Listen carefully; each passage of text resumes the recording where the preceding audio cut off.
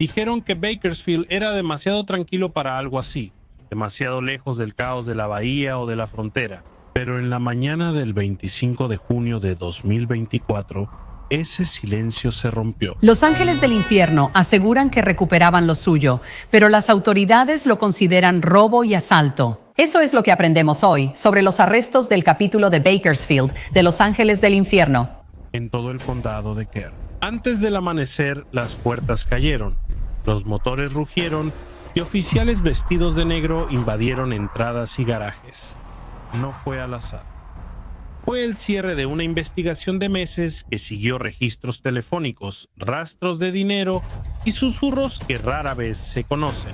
Cuando terminó la operación, 7 hombres estaban bajo custodia, 5 miembros oficiales de los Ángeles del Infierno de Bakersfield y 2 de su club de apoyo, los Hijos del Infierno. Los cargos llenaban páginas enteras: secuestro, robo, asalto con arma de fuego, amenazas criminales, abuso a personas mayores, conspiración, intimidación y participación en pandillas. Las autoridades lo llamaron una gran victoria para la seguridad pública. La oficina del sheriff del condado de Kern, la oficina de alcohol, tabaco, armas de fuego y explosivos y la patrulla de caminos de California lo describieron como una operación coordinada para desmantelar un capítulo de forajidos organizados que operaba en el corazón del Valle Central de California. Pero para los hombres que llevaban el parche rojo y blanco, fue más que una redada. Fue un mensaje porque Bakersfield siempre había sido un capítulo de bajo perfil, no tan ruidoso como Oakland, ni tan histórico como San Bernardino, pero estructurado, disciplinado, cuidadoso. Por años permanecieron discretos. Recorridos largos por carretera, reuniones secretas en almacenes y fama de resolver todo internamente. La redada cambió todo eso. En poco tiempo, los Ángeles del Infierno de Bakersfield dejaron de ser discretos y se volvieron noticia principal. Fotos de armas incautadas y parches del club se difundieron por todos los medios. El comunicado de prensa del sheriff los llamó una banda criminal de motociclistas. Para Los Ángeles, esa etiqueta dolió más que las esposas porque durante décadas su código se basó en una sola cosa: el control. Creían que, siendo disciplinados y gestionando sus asuntos a su modo, el sistema nunca los afectaría. Pero esa mañana lo hizo, y detrás de cada titular había una sola historia. Un enfrentamiento a pequeña escala que escaló hasta convertirse en una de las operaciones más importantes contra un californiano. El episodio de Los Ángeles del Infierno en la memoria reciente. Los Ángeles del Infierno afirman que solo eran el capítulo de Bakersfield. Esa es la base de esta historia, no un mito. Solo el registro, la redada, los cargos y el silencio que siguió. Bakersfield se encuentra en el corazón de California, una franja de tierras agrícolas, campos petroleros y carreteras abrazadas por el sol, donde la distancia lo define todo. Durante generaciones, esos caminos han formado 2 tipos de personas: trabajadores y motociclistas, hombres que ganan con sus manos y hombres que encuentran la libertad a 130 kilómetros por hora. Cuando los Ángeles del Infierno empezaron a expandirse tierra adentro desde la costa, Bakersfield tenía sentido.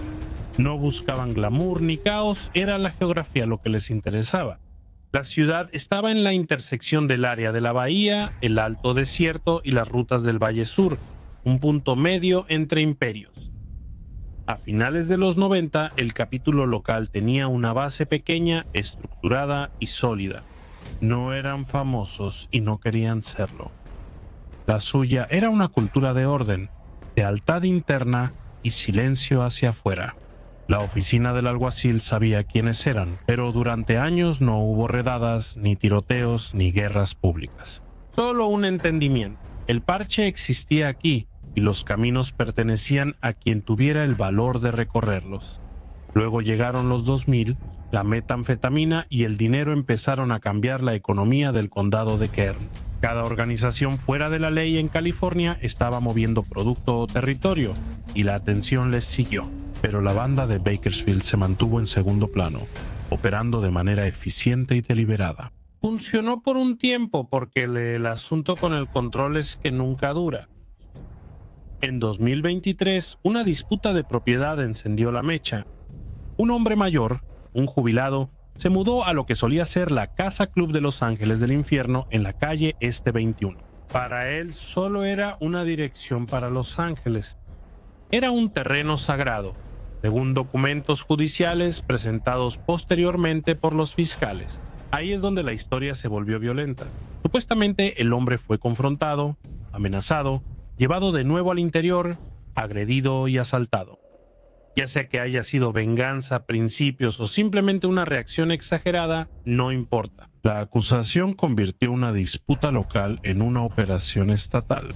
Los investigadores empezaron a rastrear llamadas, siguiendo vehículos y recolectando fragmentos de vigilancia hasta que creyeron poder vincular a 7 hombres con ese solo evento. El 25 de junio ejecutaron 8 órdenes, 7 arrestos, docenas de armas de fuego dispuestas como trofeos en la mesa de informes del sheriff.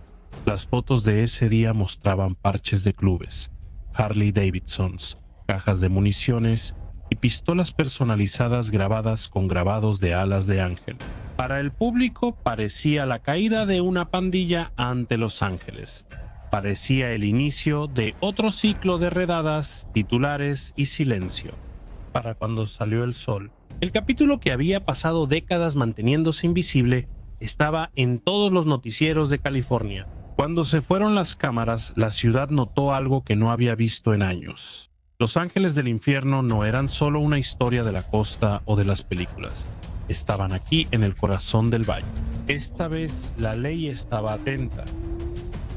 Ricardo Álvarez, Armando Villaseñor, Joshua Zavala y Joshua Bogan deben regresar a la corte la próxima semana para una revisión de fianza. Joseph Soto Sr., Joseph Soto Jr. y John Seeger tienen una audiencia preliminar programada para esta semana. Para algunos, demostraba que el mundo fuera de la ley nunca abandona un lugar tras echar raíces. Para algunos, era el sistema mostrando que hasta las leyendas pueden ser atrapadas. Pero para los hombres tras el vidrio, era más fácil. Los Ángeles del Infierno de Bakersfield habían construido su mundo sobre el silencio y la confianza. Ahora el silencio estaba siendo juzgado. Antes del amanecer, Bakersfield se veía igual que siempre. El zumbido de las plataformas petroleras tras Edison Highway, el resplandor de los faros en calles vacías y ese silencio único antes de una tormenta. Pero esa mañana, cada segundo de silencio estaba contado hasta las 5 en punto. La calma se había ido. 8 equipos entraron al mismo tiempo. Oficiales de la oficina del sheriff del condado de Kern, el departamento de policía de Bakersfield, la patrulla de caminos de California y la oficina de alcohol, tabaco, armas de fuego y explosivos recorrieron la ciudad en redadas coordinadas. No fue ruidoso, al menos no al principio. Solo el sonido de arietes golpeando puertas de garaje, el eco metálico de órdenes gritadas por los pasillos y el rugido bajo de motores encendidos afuera. Lo que comenzó como una sola investigación por asalto y robo se había convertido en una redada a gran escala. Las órdenes de cateo eran claras, mostrando planeación, no fuerza. Cada dirección, objetivo y almacén fue mapeado por semanas. Así que al derribar las puertas sabían exactamente a quién buscaban. Dentro de la primera ubicación, los agentes encontraron más que motocicletas, cajas de municiones, cargadores de alta capacidad, manoplas, pistolas y rifles fueron sacados de los armarios y cajas de herramientas. Las fotos tomadas después en la conferencia de prensa del sheriff mostraron el botín acomodado en filas perfectas. El tipo de exhibición diseñada no solo como evidencia, sino también para causar impacto en los investigadores. Era una prueba para Los Ángeles, era teatro. Para media mañana, 7 hombres estaban bajo arresto. Ricardo Álvarez, Armando Villaseñor, Joshua Zavala, Joshua Bogan, José Soto Sr., José Soto Jr. y John Seeger. Algunos fueron identificados como miembros de los Hells Angels, otros como Hijos del Infierno, un club de apoyo local vinculado a la misma estructura.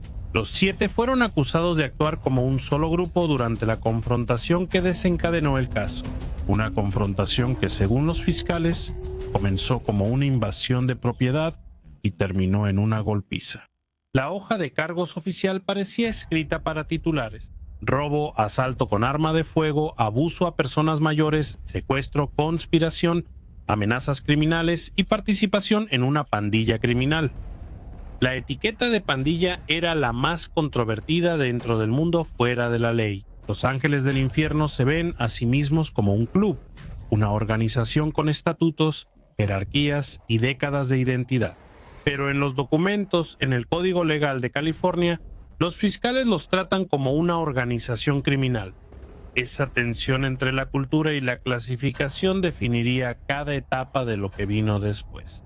Al darse la noticia, los reporteros acudieron al centro como mostraron las imágenes. Un pequeño tribunal, rostros inexpresivos por los trámites, muñecas esposadas y miradas vacías. Años constantes de vida fuera de la ley los habían preparado para esto. Sin reacción, sin frustración visible, solo un reconocimiento silencioso de que la máquina finalmente se había vuelto hacia ellos. Para las fuerzas del orden, las redadas demostraron paciencia. Lo describieron como la culminación de una operación compleja de varios meses que involucró a múltiples agencias. Para el club fue el inicio de otro capítulo en una historia ya vivida. Acusación, frenesí mediático, silencio. En las calles, los locales vieron algo diferente. La imagen de una Harley Davidson siendo subida a una grúa en un camión plataforma a la luz de la mañana. Se sintió diferente en Bakersfield. Esto no era Los Ángeles ni Oakland aquí. La gente conocía esas motos. Las habían visto en paseos benéficos, en gasolineras, en restaurantes. Los mismos hombres que ahora salían en las noticias habían sido parte del paisaje de la ciudad durante años. Un mecánico local le dijo a un reportero ese día: siempre sabías quiénes eran. Nunca lo ocultaron, pero tampoco causaban problemas, simplemente existían. Para los forasteros, esa era la paradoja de Los Ángeles, la línea entre el mito y la realidad. Un club que operaba como una familia, visto por el sistema como un sindicato. Y cuando las autoridades finalmente actuaron, la historia ya estaba escrita antes de que se cerraran las esposas. En la cárcel del condado de Kern, los hombres arrestados fueron separados y enfrentaban tantos cargos que podrían hundirlos en la corte. Se presentaron mociones de fianza, los abogados comenzaron a armar estrategias, la fiscalía hizo hincapié en la estructura, llamando al capítulo una organización criminal unificada y disciplinada. La defensa respondió de inmediato argumentando que esto era un exceso, que la policía había exagerado una sola disputa violenta hasta convertirla en una acusación contra toda una subcultura. Esa es la parte que la mayoría de la gente nunca ve. Cuánto del mundo fuera de la ley sobrevive gracias a la interpretación. Si 7 hombres comunes se pelean por una propiedad, es agresión. Si 7 hombres que llevan el mismo parche lo hacen, es crimen organizado.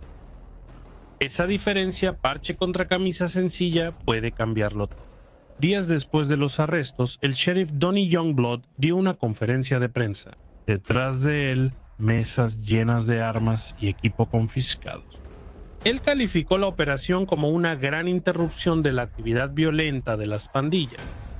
Su tono era mesurado, pero el mensaje era claro.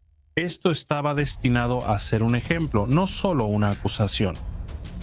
Por primera vez, Bakersfield fue un caso clave en la lucha de California contra organizaciones de motociclistas fuera de la ley.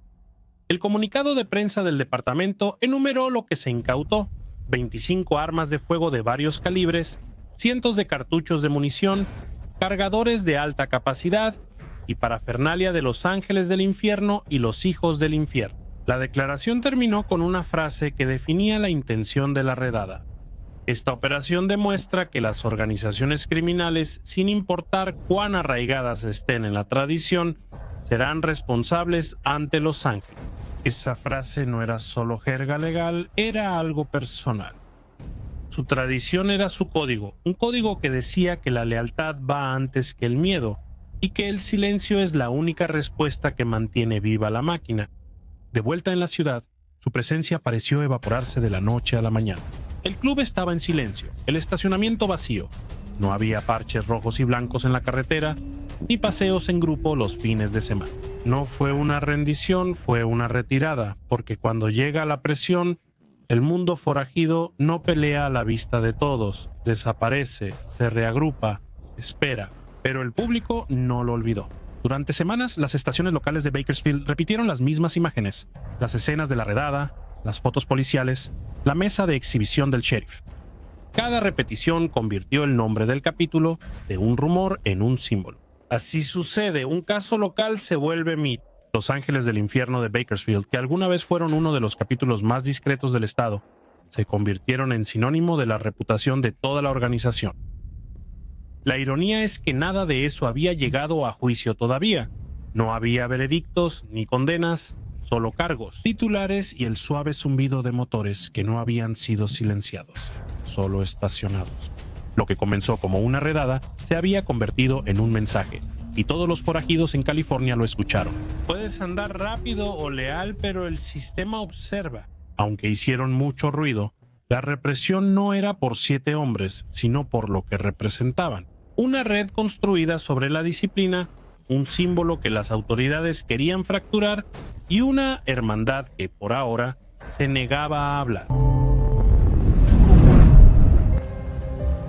Las salas de tribunal están hechas para el proceso. Líneas limpias, carpetas selladas, orden fluorescente.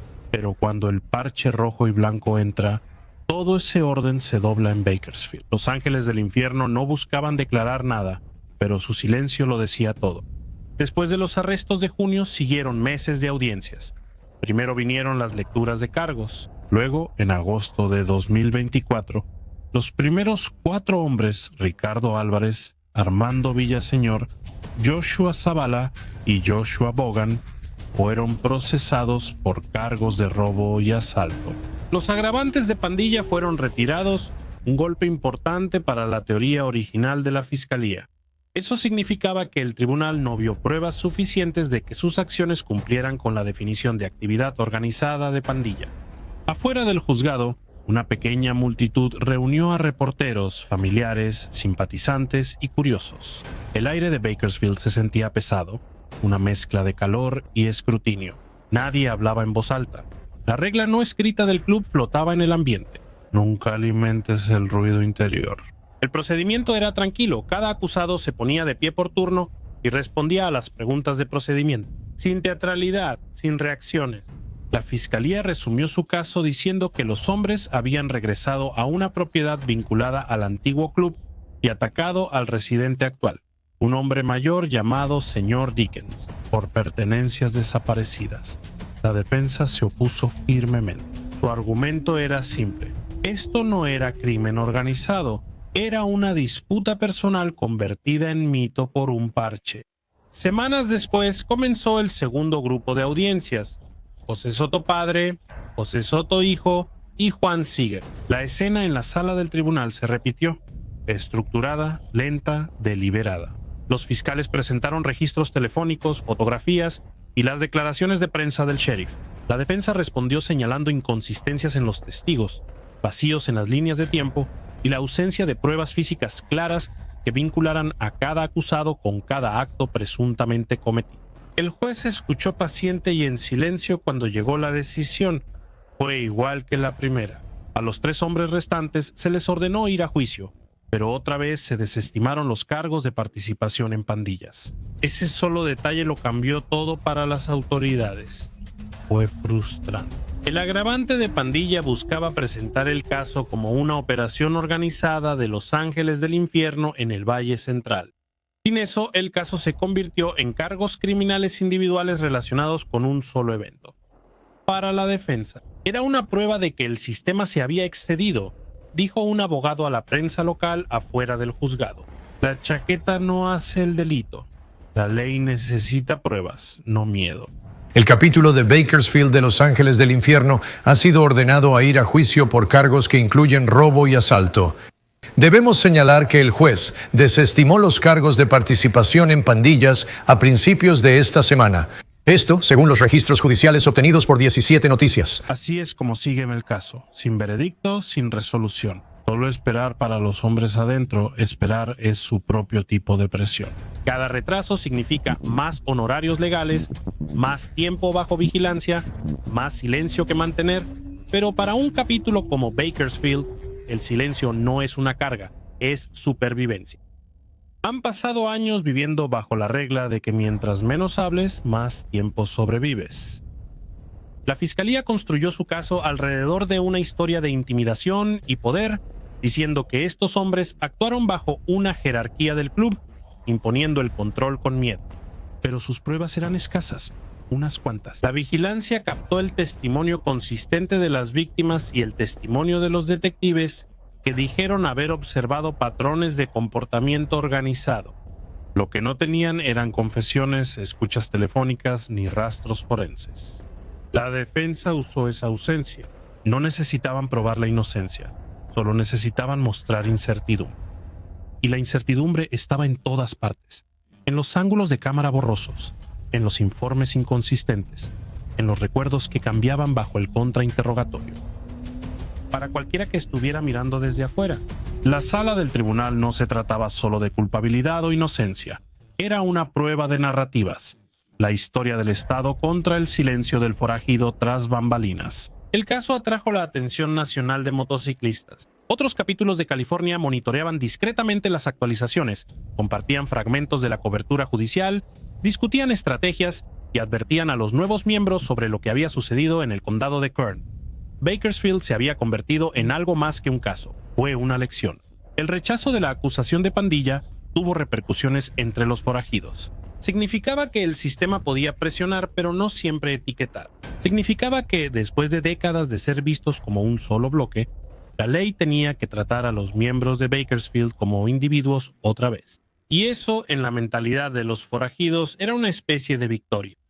El juicio se pospuso 2 veces, 1 de octubre y luego otra vez mientras las partes discutían las mociones de descubrimiento. Las presentaciones ante la corte continuaron durante el otoño de 2024, cada parte construyendo su historia poco a poco. La oficina del alguacil se mantuvo en silencio. Los Ángeles también. Sin declaraciones, sin entrevistas, sin apariciones, solo motores escuchados a horas extrañas en el lado este del pueblo. Débiles, familiares, imposibles de rastrear, porque así es como opera el capítulo de Bakersfield. Cuando el mundo observa, no combaten la narrativa, la superan con el tiempo. Y cuando finalmente se abran las puertas para el juicio, ya sea en semanas o meses, una cosa es segura. La historia no será solo sobre lo que pasó esa noche en el viejo clubhouse. Será sobre lo que Bakersfield significa para ambos lados. Para las fuerzas del orden, un símbolo de progreso. Para los ángeles del infierno, un recordatorio de que el silencio todavía tiene poder. Cuando finalmente se apagaron las luces del juzgado y terminaron las últimas audiencias, Bakersfield exhaló no de alivio, sino de agotamiento. Las redadas habían terminado, los arrestos salieron en los titulares, pero el ambiente en la ciudad seguía sintiéndose diferente. Era como si el ruido se hubiera detenido demasiado de repente y la gente estuviera esperando a que el sonido regresara. Para la ley fue una victoria medida. La oficina del sheriff del condado de Kern tenía pruebas de progreso. 7 arrestos, decenas de armas incautadas y una demostración pública de fuerza que podía repetirse. Cada vez que alguien preguntaba si el condado estaba haciendo lo suficiente, ellos respondían que habían desarticulado lo que llamaban una organización criminal activa, incluso si los tribunales no estaban de acuerdo con esa descripción para los acusados. No era una victoria ni una derrota, era un limbo. Cada hombre regresó a un sistema basado en la espera, esperando el descubrimiento, esperando las mociones, esperando el juicio. Pasaron meses sin avances. Durante esos meses, la presión se trasladó de la sala del tribunal a la comunidad. Porque Bakersfield no es una ciudad grande, es el tipo de lugar donde todos conocen a alguien que conoce a alguien. Y cuando los arrestos salieron en las noticias, no eran solo fotos policiales, eran rostros familiares. Hombres que habían trabajado en motos, hecho voluntariado en carreras, ayudado en recaudaciones de fondos o arreglado autos en sus cocheras. El tipo de hombres que podían desaparecer en el ritmo de la vida de un pueblo pequeño hasta que el sistema los sacaba de nuevo a la luz. Eso era lo que hacía que el silencio se sintiera más fuerte. Esta vez, la Casa Club en la calle Este 21 se mantuvo en silencio. Sus paredes, antes pintadas con la insignia roja y blanca del club, estaban completamente limpias. El terreno se vació, sin motos, sin reuniones. El edificio que antes era un punto de reunión, ahora parecía otra propiedad abandonada en la cuadrícula soleada del condado de Kerr. Pero para quienes sabían lo que representaba, todavía tenía peso. Los locales notaron detalles: una Harley frente a una gasolinera por mucho tiempo y una fila de motos yendo al este al anochecer, sin parches visibles, sin colores a la vista. Los ángeles de Bakersfield no habían desaparecido, solo se habían ocultado. Para la oficina del sheriff, ese silencio era inquietante. Los oficiales que habían pasado meses construyendo el caso empezaron a no ver nada. Ni reuniones, ni conversaciones, ni movimiento en línea. Era como si el club se hubiera desvanecido en el aire. Pero así sobrevive este mundo. Cuando llega la presión, no luchan públicamente, se repliegan hacia adentro, reconstruyen su estructura y esperan a que el sistema olvide. Y eso es en lo que se había convertido Bakersfield disperso. Algunos miembros se mudaron, otros se quedaron viviendo en silencio, mezclándose de nuevo con la vida común. Otros empezaron a aparecer en pequeñas carreras benéficas bajo diferentes nombres, sin colores, sin parches, solo motores y rostros conocidos. Para el ojo inexperto no era nada, para cualquiera que conociera el código, era presencia. Incluso dentro de la cárcel del condado, los hombres arrestados mantenían el orden. Los guardias los describieron como discretos, disciplinados y educados. Sin peleas, sin dramas, sin hablar. Eso fue lo que más inquietó a los investigadores, no la rebeldía, sino la compostura. Cuando un hombre enfrenta 20 años sin entrar en pánico, es porque ha sido entrenado para resistir la tormenta. Esa calma empezó a extenderse entre los círculos de motociclistas en todo California. Bakersfield se convirtió en sinónimo de guardar silencio bajo presión. Cuando nuevos miembros se unían a otros capítulos, los veteranos usaban el nombre como advertencia. ¿Recuerdas Bakersfield? Decían que no significaba miedo, significaba paciencia. Allá en la ciudad, la conversación pública cambió por un tiempo. Bakersfield era el titular. El bastión de los ángeles del infierno fue derribado. Arrestaron a 7, se retiraron los cargos de pandilla, pero a medida que el caso se alargaba, la cobertura disminuía. Nuevos crímenes, nuevas crisis, nuevas distracciones, el público siguió adelante. Sin embargo, para quienes estaban cerca, las familias, los motociclistas, los detectives, nunca se fue. El tribunal todavía veía rostros callados en la galería durante las audiencias. Viejos amigos aún dejaban sobres para fondos legales en bares y tiendas donde solían reunirse los ángeles. Y de vez en cuando alguien escuchaba el inconfundible sonido de un motor Harley resonando por el valle a medianoche. Sin colores ni convoy, solo un motociclista cruzando la oscuridad. Porque por todo el poder que tiene la ley, no puede legislar la identidad. El parche rojo y blanco no es tinta ni tela, es herencia. Y Bakersfield, a pesar de todo su polvo y distancia, se había ganado su lugar en ese linaje. Las fuerzas del orden querían terminar con algo esa mañana de junio de 2024. En cambio, lo documentaron. Ahora Bakersfield vive en una extraña paz.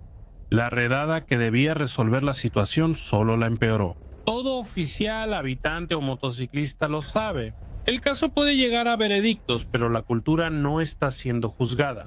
Porque el mundo fuera de la ley no mide el tiempo en sentencias o cargos, lo mide en ciclos. Allanamientos, arrestos, silencio, regreso, y Bakersfield fue solo una vuelta de esa rueda.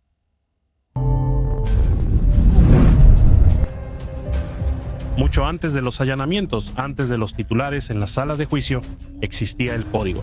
No está escrito en ningún lado, no lo encontrarás en papel ni tallado en una pared, pero está ahí, en cómo cabalgan, cómo hablan y cómo guardan silencio cuando el mundo empieza a escuchar demasiado de cerca. Cada club de forajidos tiene su propia versión, pero en Bakersfield el código no solo era cultura, era armadura. Lo aprendías antes de siquiera llevar un parche, lo aprendías observando, no porque te lo dijeran. Veías cómo los miembros mayores se comportaban. No decían palabras de más, no entraban en pánico, no pedían disculpas. Notabas cómo hablaban en medias oraciones, cómo usaban el silencio para poner a prueba a la gente, cómo su tono se mantenía igual, sin importar lo que pasara a su alrededor. Esa era la primera regla, control. Si no puedes controlarte, no perteneces a una moto con hombres que viven por su palabra. La segunda regla era la lealtad. y venía con peso. Cuando llevabas el rojo y blanco, ya no te representabas solo a ti mismo, representabas a todos los que vinieron antes que tú. Hombres que habían ido a prisión sin hablar, hombres que habían sangrado por su club, hombres que habían sido enterrados con sus colores doblados sobre el pecho.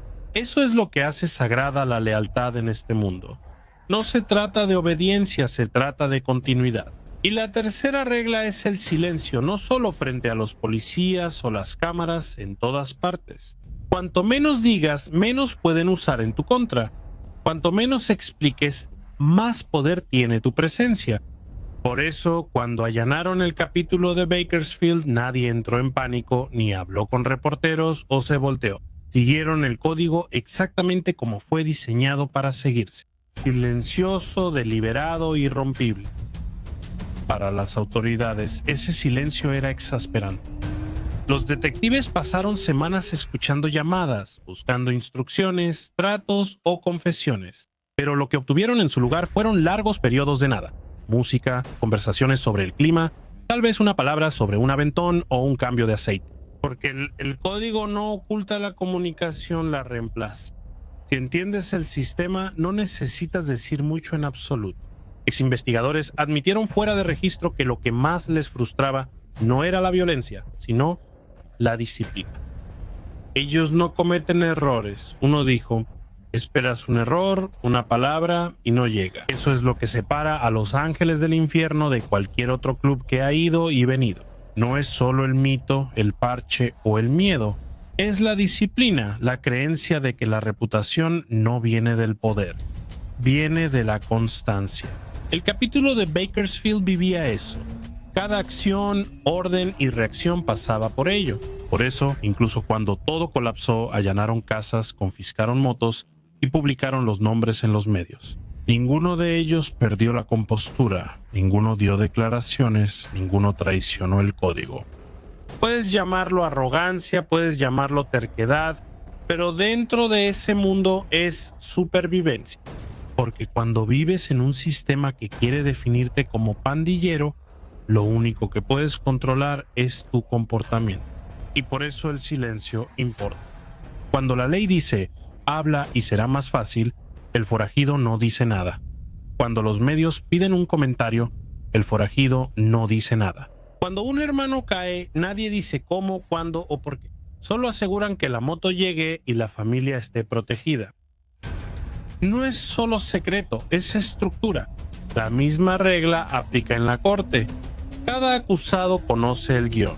Siéntate derecho, responde solo si te hablan y no muestres emoción. Y cuando te vayas, asiente una vez a tu abogado, nunca a las cámaras. Ese asentimiento no es para el público, es para los hermanos que están mirando desde el fondo. Dice, sigo bien, no me quebré. Ese pequeño gesto significa más que cualquier victoria. Ese es el código en acción, un sistema que valora la moderación sobre la reacción y el deber sobre la comodidad. La mayoría de la gente lo confunde con amenaza. Ven silencio y piensan en culpa, ven disciplina y piensan en peligro. Pero en realidad, es solo un lenguaje que el mundo exterior no puede traducir. Es la razón por la que el club sobrevive a redadas, investigaciones y décadas de presión. No puedes desmantelar algo que no necesita palabras para existir. Incluso después de que Bakersfield se quedó en silencio, sin club, sin paseos públicos, sin declaraciones, el código siguió moviéndose. Viajó a través de otros capítulos, a través de nuevos reclutas, a través de pequeños actos que los forasteros nunca notarían. Un gesto en una gasolinera, un asentimiento en la carretera, un paseo que no necesita planificación porque todos ya conocen la ruta. Ese es el código en acción invisible, eficiente, permanente. Puedes confiscar motos, encerrar hombres y borrar logotipos de las paredes, pero no puedes quitar la disciplina que los hizo lo que son en el mundo fuera de la ley. El poder no viene de hablar, viene de lo que te niegas a decir. Y el capítulo de Bakersfield, incluso bajo fuego, incluso dispersos, nunca dijo una palabra. El tiempo no avanza igual en el mundo fuera de la ley, cuando el público olvida a los hermanos. Recuerda que cuando los titulares se desvanecen, las historias viajan, no a través de entrevistas o artículos, sino a través del camino mismo. Así es como Bakersfield sigue vivo. Han pasado meses desde las redadas, pero para cualquiera que haya sido parte de este mundo el tiempo suficiente, Bakersfield ya se ha convertido en algo más que un caso. Es una lección que se transmite silenciosamente de un capítulo a otro.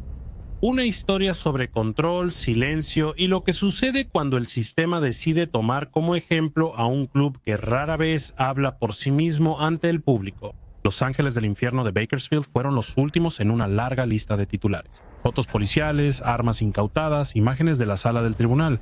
Para quienes montan, era algo diferente. Era una prueba. La prueba no era si podían ganar en la corte, era si podían mantener la línea, no ceder bajo presión, no hablar, no traicionar su estructura. Porque en este mundo, perder un juicio no es lo mismo que perder el respeto. Lo que quiebra pues un hombre no es la sentencia, es la deslealtad.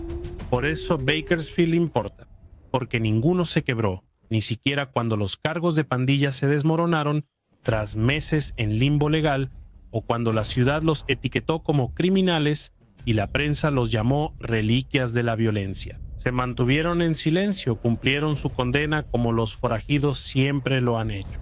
Firmes, serenos, inquebrantables y poco a poco ese silencio se convirtió en otra cosa. Un símbolo en los bares de motociclistas desde Fresno hasta Arizona, todavía puedes escucharlo. Alguien se inclina sobre el ruido y dice, ¿recuerda Bakersfield? No como advertencia ni nostalgia, sino con respeto. Significa no pierdas el control, no entres en pánico, no alimentes al sistema que quiere tu reacción, porque Bakersfield le mostró a todos. ¿Qué pasa cuando un capítulo se niega a seguir las reglas de la visibilidad? Cuando quitas el ruido, el sistema pierde su guión. Las fuerzas del orden llaman a eso desafío. Los Ángeles lo llaman disciplina. Incluso la forma en que Bakersfield manejó las consecuencias fue calculada.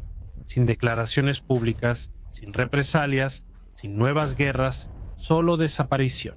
Uno a uno, los miembros optaron por vidas más tranquilas.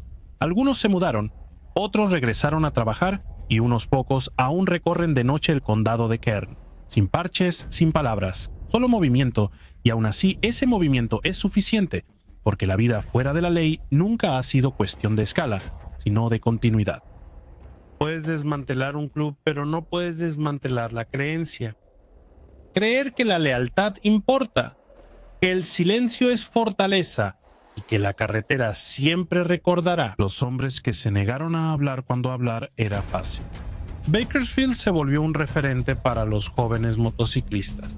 Lo estudian como los soldados estudian una batalla perdida, no por la derrota, sino por lo que reveló que la disciplina vence al caos, que los códigos aún funcionan, que a veces la mejor arma no es el ruido o la venganza, sino la compostura ante la ley.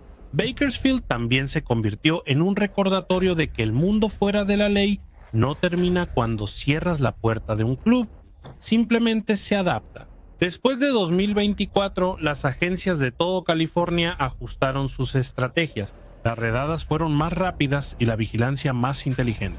Pero todo oficial que trabajó en el caso de Bakersfield sabe una verdad.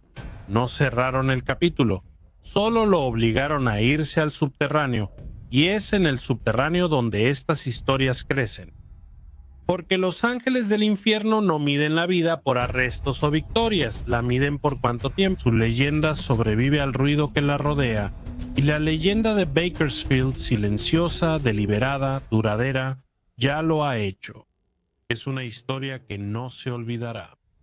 No por la violencia o las acusaciones, sino por lo que demostró, que el silencio todavía funciona, que la lealtad todavía cuenta, que incluso bajo los reflectores y en los tribunales, un hombre todavía puede negarse a quebrarse.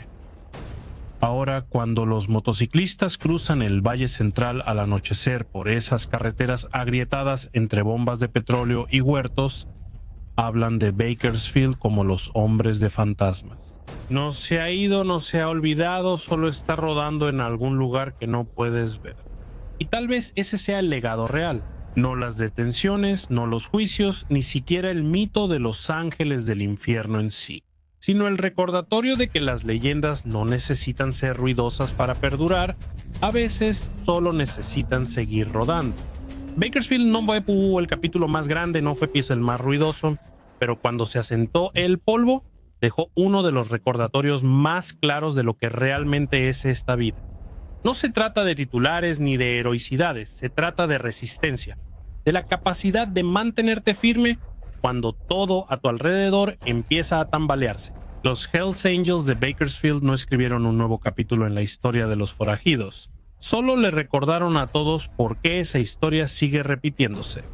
Porque no importa cuántas veces la ley derribe las puertas, los caminos nunca quedan vacíos por mucho tiempo. Los motores siempre regresan, los colores siempre resurgen y el silencio, ese mismo silencio que los formó, siempre encuentra su camino de regreso en el viento. Estas no son historias sobre crimen, son historias sobre convicción, lealtad y el precio de mantenerse intacto en un mundo hecho para ponerte a prueba.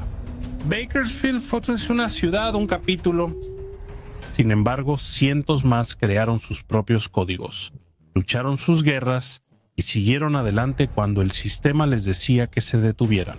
Así que, si quieres entender este mundo, las hermandades, las traiciones, las leyendas silenciosas que nunca salieron en las noticias, asegúrate de suscribirte porque el camino no termina aquí, solo sigue rodando.